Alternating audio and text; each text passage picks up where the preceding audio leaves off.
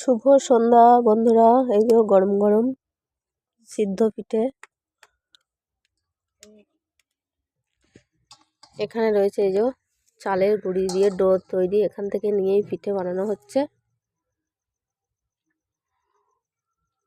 চালের গুঁড়ো উষ্ণ গরম জলে আর সাথে একটু নুন দিয়ে মেখে নেওয়া হয়েছে ভালো করে, যে একটা ডো তৈরি করা হয়েছে।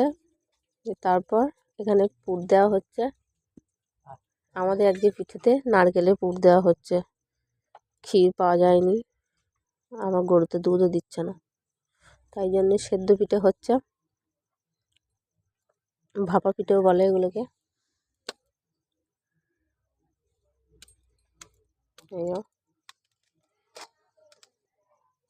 এইভাবেই তৈরি হচ্ছে আমাদের পিঠেগুলো। এখানে হচ্ছে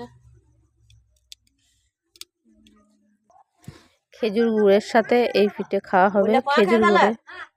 তো বন্ধুরা, সবারই নিমন্ত্রণ রইল আমাদের বাড়িতে পিঠে খেতে আসার জন্য মকর সংক্রান্তি উপলক্ষে। সরি বন্ধুরা, এটা হচ্ছে পৌষ সংক্রান্তি, আমি ভুল বললাম, মকর সংক্রান্তি বলে ফেললাম।